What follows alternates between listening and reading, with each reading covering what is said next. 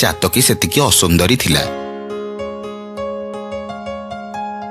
ସେଥିପାଇଁ ଚାତକୀର ମୟୂରୀ ଉପରେ ବହୁତ ରାଗ ଥିଲା। ଦିନେ ଦୁହେଁ ସ୍ୱର୍ଗରେ ସାଙ୍ଗ ହେଇ ଖେଳୁଥିବା ବେଳେ ଚାତକୀ କହିଲା, ମା ତୋ ପାଇଁ ବହୁତ ଖୁସି। କାହିଁକି? ତୁ କଣ ମାର ଝିଅ ନୁହ କି?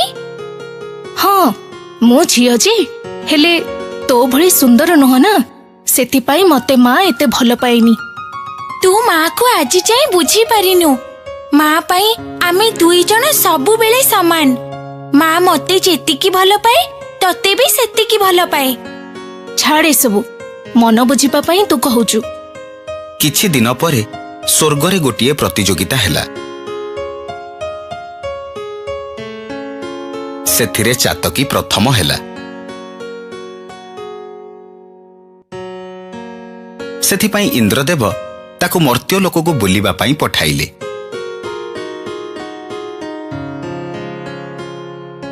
ସେ ପ୍ରଥମେ ଯାଇ ଗୋଟିଏ ବଣରେ ପହଞ୍ଚିଲା।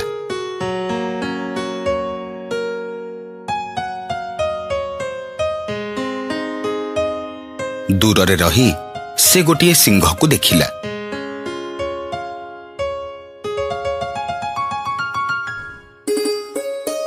ଆରେ ଏମିତି ପ୍ରାଣୀ ତ ସ୍ୱର୍ଗଲୋକରେ ନାହାନ୍ତି। ତା ପାଖକୁ ଯାଇ କଥା ହେଲେ ଜଣା ପଡିବ ସେ କିଏ।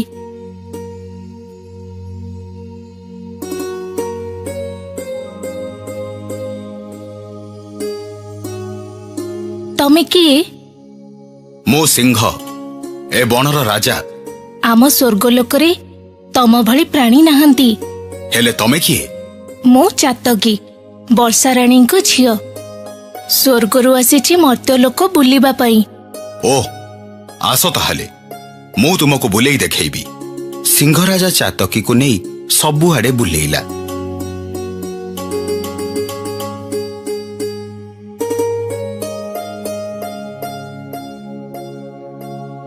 ଦେଖ, ଏଇଟା ଝରଣା। ଏଇ ଝରଣାରୁ ଆମ ବଣର ସବୁ ପଶୁପକ୍ଷୀ ପାଣି ପିଅନ୍ତି। ସତରେ ବହୁତ ସୁନ୍ଦର ଜାଗା ଇଏ।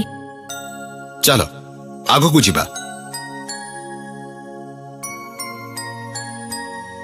ଏଇ ଦେଖ, ଏଇଟା ଆମ ବଣର ପୋଖରୀ। ବାଃ, ଅତି ସୁନ୍ଦର ଜାଗା ତ। ଭାରି ମଜା ହଉଥିବ ତ।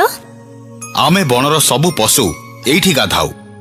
ବହୁତ ମଜା ହୁଏ ଆମେ ସମସ୍ତେ ସାଙ୍ଗ ହେଇ ଗାଧେଇବା ବେଳେ। ଏବେ ଆସ ଆଗକୁ ଯିବା। ଗୋଟିଏ ଜାଗାରେ ବାଘ, ଭାଲୁ, ହାତୀ, ବିଲୁଆ ଇତ୍ୟାଦି ପ୍ରାଣୀ ସବୁ ଥିଲେ। ଚାତକୀ ଆଉ ସିଂହ ସେଠି ଯାଇ ପହଞ୍ଚିଲେ। ଦେଖ ଚାତକୀ, ଏଠି ବାଘ, ଭାଲୁ, ହାତୀ, ହରିଣ, ଠେକୁଆ ଇତ୍ୟାଦି କେତେ ପ୍ରାଣୀ ଅଛନ୍ତି। ନମସ୍କାର ମହାରାଜ, ଇଏ କିଏ? ଇଏ ଆମ ଅତିଥି ଚାତକୀ, ସ୍ୱର୍ଗରୁ ଆସିଛନ୍ତି।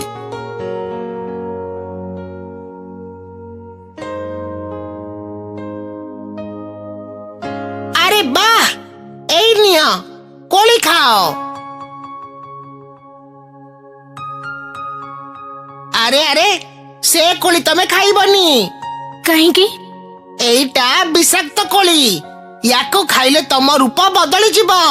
ତମେ ପଶୁ ପକ୍ଷୀ କିମ୍ବା ଅନ୍ୟ କୌଣସି ପ୍ରାଣୀ ପାଲଟି ଯିବ। ଆରେ ବାପ୍ରେ, ଧନ୍ୟବାଦ, ତମେ ମତେ ବଞ୍ଚେଇ ଦେଲ।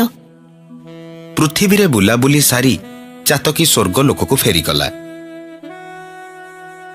ଆଉ ମର୍ତ୍ତ୍ୟ ଲୋକର ସବୁ କଥା ମୟୂରୀ ଆଗରେ କହିଲା। ସତରେ ମର୍ତ୍ତ୍ୟଲୋକ ଏତେ ସୁନ୍ଦର? ବହୁତ ସୁନ୍ଦର। ତୁ ନ ଦେଖିଲେ ବିଶ୍ୱାସ କରିପାରିବୁନି। ମୁଁ ଥରେ ମର୍ତ୍ତ୍ୟଲୋକକୁ ଗଲେ ହୁଅନ୍ତାନି? ମୁଁ ତ ଚାହୁଁଛି ତୁ ଥରେ ଖାଲି ମୋ ସାଙ୍ଗରେ ମର୍ତ୍ତ୍ୟଲୋକକୁ ଚାଲ, ତାପରେ ତୋର ମୁଁ କି ଅବସ୍ଥା କରିବି ତୁ ଦେଖିବୁ। ଆରେ କଣ ଏତେ ଭାବୁଛୁ? ମତେ ନବୁ ନା ନାହିଁ କହୁନୁ? ତୁ ମାଙ୍କୁ ପଚାରେ। ଚାତକୀ ଆଉ ମୟୂରୀ ଦୁହେଁ ବର୍ଷା ରାଣୀଙ୍କ ପାଖରେ ପହଞ୍ଚିଲେ। ମା, ଚାତକୀ ଭଳି ମୁଁ ବି ମର୍ତ୍ତ୍ୟଲୋକରେ ବୁଲିବାକୁ ଚାହୁଁଛି। ହେଲେ ଚାତକୀ ସାଙ୍ଗରେ କିଛି ବି ହବନି ମା, ତମେ ଜମା ଚିନ୍ତା କରନି। ବାଧ୍ୟ ହେଇ ବର୍ଷାରାଣୀ ମୟୂରୀକୁ ଚାତକୀ ସାଙ୍ଗରେ ମର୍ତ୍ତ୍ୟ ଲୋକକୁ ଛାଡ଼ିଲେ। ଚାତକୀ ଆଉ ମୟୂରୀ ସାଙ୍ଗ ହେଇ ବଣ ଭିତରେ ବୁଲିଲେ। ଯେଉଁ ସବୁ ଜାଗା ଚାତକୀ ବୁଲିଥିଲା ସେଇ ଜାଗାରେ ନେଇ ମୟୂରୀକୁ ସେ ବୁଲେଇଲା। କିନ୍ତୁ ତାର ସବୁବେଳେ ଚିନ୍ତା ଥାଏ ଯେ ସେ ବିଷାକ୍ତ ଫଳ ଯୋଉଟା ମାଙ୍କଡ଼ ତାକୁ ଦେଇଥିଲା ସେଇଟା କୋଉଠି ଅଛି। କିଛି ବାଟ ଗଲା ପରେ ସେ ଗୋଟିଏ ଗଛରେ ସେଇ ଫଳକୁ ଦେଖିଲା। ମୟୂରୀ, ଦେଖ କେତେ ସୁନ୍ଦର କୋଳି। ଜାଣିଛୁ ଏ କୋଳି ନା ବହୁତ ସୁଆଦିଆ। ସତରେ? କୋଳି ଖାଇବା? ହଁ ଚାଲେ। ମୟୂରୀ ଆଉ ଚାତକୀ ଦୁହେଁ ଚାଲିଲେ କୋଳି ଖାଇବା ପାଇଁ। ଚାତକୀ କୋଳି ତୋଳି ଆଣି ମୟୂରୀକୁ ଦେଲା। ତୁ ଖାଇବୁନି? ମୁଁ ଏଇ କୋଳି ଆଗରୁ ବହୁତ ଥର ଖାଇଛି, ତୁ ଖା।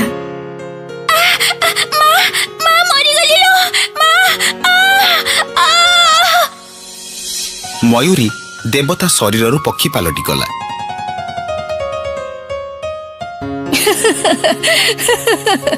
ମୁଁ ଏଇ ଦିନ ପାଇଁ ଅପେକ୍ଷା କରିଥିଲି। ତୁ ଏଥର ସବୁଦିନ ପାଇଁ ମର୍ତ୍ତ୍ୟଲୋକରେ ରହିବୁ। ଚାତକୀ ସ୍ୱର୍ଗକୁ ଚାଲିଲା। ଆଉ ବର୍ଷାରାଣୀ ତାକୁ ପଚାରିଲେ, ଆରେ ମୟୂରୀ କୁଆଡେ ଗଲା? ମା, ମର୍ତ୍ତ୍ୟର ବଣ ମୟୂରୀକୁ ଏତେ ଭଲ ଲାଗିଲା ଯେ ସେ ସବୁଦିନ ପାଇଁ ବଣରେ ରହିଗଲା। ତୁ ମିଛ କହୁଛୁ। ନା ମା, ମୁଁ ତତେ ସତ କହୁଛି। ନା ନା, ତୁ ମତେ ମିଛ କହୁଛୁ। ମୁଁ ଏବେ ଯିବି। ମୁଁ ମୋ ଝିଅକୁ ଫେରେଇ ଆଣିବି। ବର୍ଷାରାଣୀ ବଣରେ ପହଞ୍ଚିଲା ପରେ ଦେଖିଲେ ଯେ ମୟୂରୀ କୋଉଠି ବି ନାହିଁ। ସେ ତାକୁ ଡାକିଲେ, ମୟୂରୀ, ଏ ମୟୂରୀ, କୁଆଡେ ଗଲୁ ଲୋ ତୁ?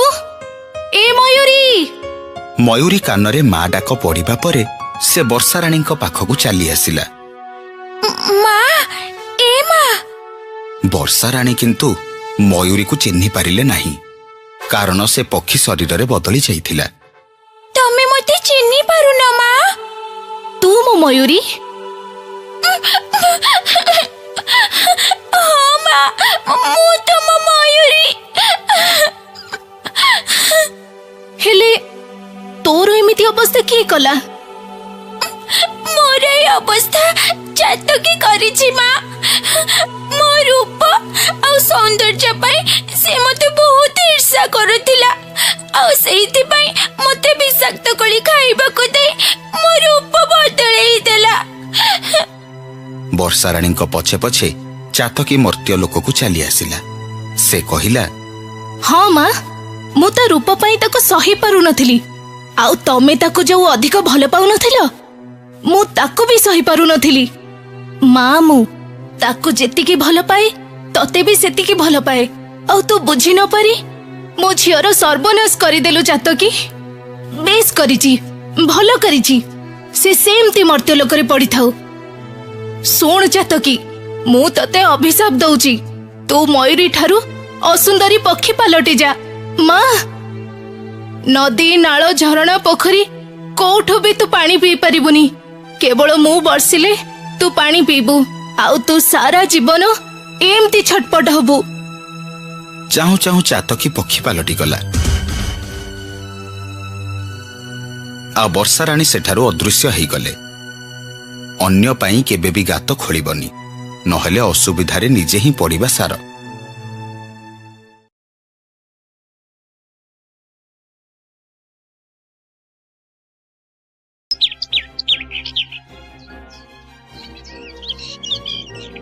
ବେସାଳିଆ ନାମକ ଏକ ଗାଁରେ ରଘୁନାଥ ନାମକ ଏକ ବ୍ୟକ୍ତି ରହୁଥିଲା, ଯାହାର ସେହି ଗାଁରେ ଏକ ଛୋଟିଆ ଘରଟିଏ ଥିଲା। ରଘୁନାଥ ଜଣେ କ୍ଷୀର ବ୍ୟବସାୟୀ ଥିଲା। ତାର 2ଟି ଗାଈ ଥିଲେ, କାଳିଆ ଆଉ କସରା, ଯାହାଙ୍କୁ ସେ ବହୁତ ଭଲ ପାଉଥିଲା। କାଳିଆ, କସରା 2 ଗାଈ ମଧ୍ୟ ତାଙ୍କ ମାଲିକଙ୍କୁ ଭାରି ଭଲ ପାଆନ୍ତି। ରଘୁ ତାର ନାତି ଗୋପାଳ ସହ ଗାଁରେ ରୁହେ। ରଘୁର ନାତି ପିଲାଦିନରୁ ଭାରି ଜିଦିଆ ଥିଲା। ତାକୁ ଭଲ ପୋଷାକ, ବଡ଼ ସ୍କୁଲରେ ପଢିବାର ଇଚ୍ଛା ଥିଲା, ଯାହାକୁ ପୂରଣ କରିବା ପାଇଁ ରଘୁନାଥ ବହୁତ ପରିଶ୍ରମ କରୁଥିଲା। ଏମିତି ଦିନେ ଗୋପାଳ ତାର ଜେଜେଙ୍କୁ ପଚାରିଲା, ଜେଜେ ତୁମେ ଏହି କ୍ଷୀର ବ୍ୟବସାୟ କାହିଁକି କରୁଛ? ଗୋପାଳ କଥାରେ ମୁରୁକି ଦେଇ ଜେଜେ କହିଲେ, ପୁଅ ପେଟ ପୋଷିବା ପାଇଁ ମୋ ବାପା ଏହି କାମ କରିଥିଲେ, ଆଉ ଏବେ ମୁଁ ପରେ ତୁ ଆମ କାଳିଆ କସରାଙ୍କ ଯତ୍ନ ନେବୁ।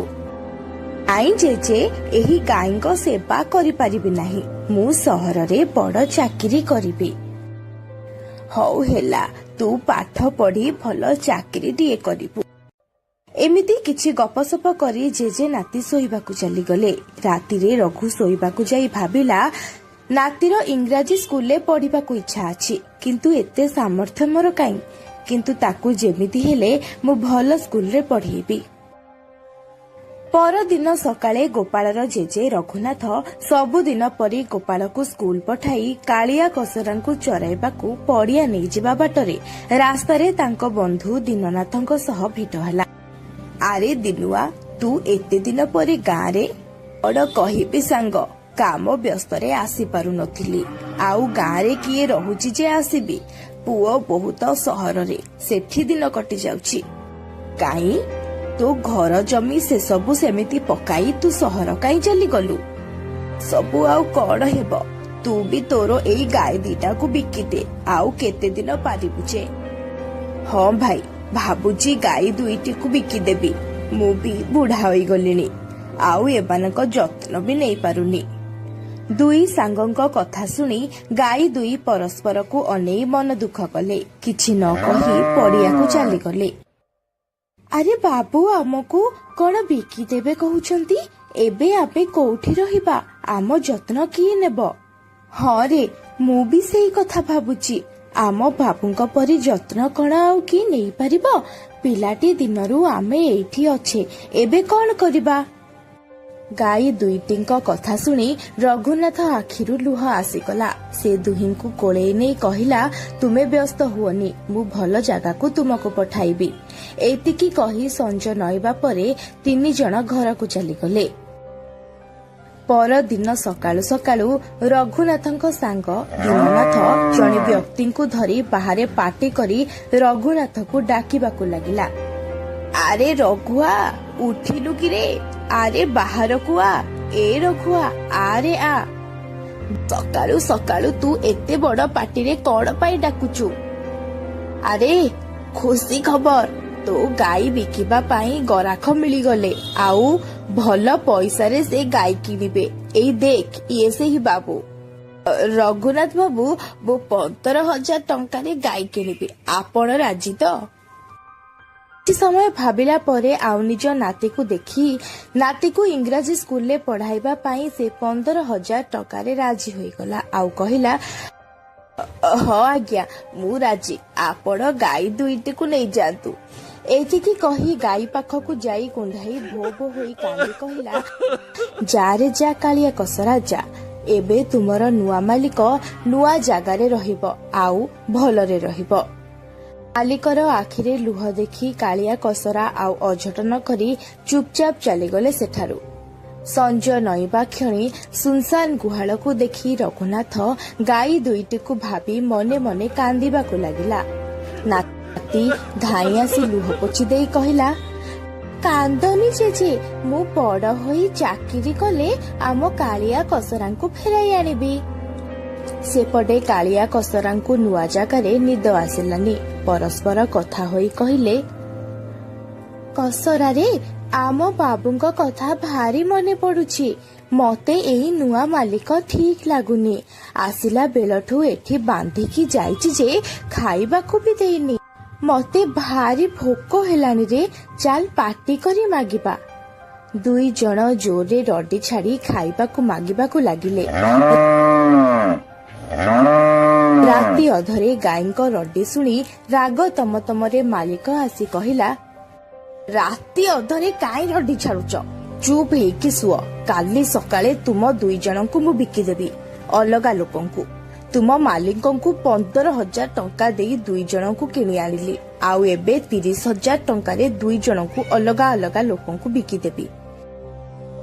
ଏପରି କହି ସେ ହସି ହସି ସେଠୁ ଚାଲିଗଲା। ସେ ଗଲା ପରେ ଆରେ କସରା, ତୁ ଠିକ କହୁଥିଲୁ। ଲୋକ ଭଲ ନୁହଁ, ଇଏ ଆମକୁ କାହାକୁ ବିକିବ, ଆଉ ତୋଠୁ ଅଲଗା ହୋଇ ମୁଁ କେମିତି ରହିବି? ଚାଲ ଆମେ ପଳାଇବା ଆମ ବାବୁଙ୍କ ପାଖକୁ। ତୋଠୁ ଅଲଗା ହୋଇ ମୁଁ କେମିତି ରହିବି?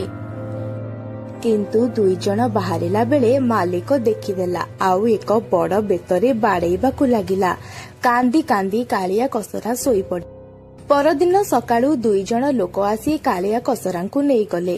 କିଛି ବର୍ଷ ଏମିତି ବିତିଗଲା। ଦିନେ କାଳିଆ ପଡିଆରେ ବୁଲୁ ବୁଲୁ ତାର ନଜର ପଡିଲା ଏକ ଗଛ ତଳେ ଶୋଇଥିବା ବୁଢା ଲୋକଟି ଉପରେ। ଦେଖୁ ଦେଖୁ କାଳିଆ ଯାଇ ସେ ବୁଢା ପାଖରେ କାନ୍ଦି କାନ୍ଦି କହିଲା, ବାବୁ, ଆପଣ ଏଇଠି ଏଇ ଅବସ୍ଥାରେ? କାଳିଆକୁ ଦେଖି ବୁଢା ଲୋକଟି ଭୋ ଭୋ ହୋଇ କାନ୍ଦିଲା। କାଳିଆ, ତୁ ମତେ ଚିହ୍ନି ପାରିଲୁ? ବାବୁ, ମୁଁ ତୁମରି ପାଖରେ ଛୋଟରୁ ବଡ ହୋଇଛି, ତୁମକୁ କେମିତି ଚିହ୍ନି ପାରିବିନି? ତୁମେ ଏଇଠି, ଆଉ ସାନ ବାବୁ? ଗୋପାଳକୁ ବହୁ କଷ୍ଟରେ ପାଠ ପଢାଇଲି। ସେ ବଡ ହେଲା ପରେ ଚାକିରି କରିବାକୁ ବାହାରକୁ ଗଲା ଯେ ଦିନଟିଏ ବି ଆସିଲାନି। ଏତେ ବଡ ସହରରେ ମୁଁ ତାକୁ ଏକା କୋଉଠି ଖୋଜିବି? ଯାହା ପାଇଁ ତୁମ 2 ଜଣଙ୍କୁ ଦୂରେଇ ଦେଲି, ସେ ମତେ ଦୂରେଇ ଦେଲାରେ କାଳିଆ। ଏତିକି କହି ରଘୁ ପଚାରିଲା, ତୁ ଏଇଠି, ଆଉ ମୋ କସରା?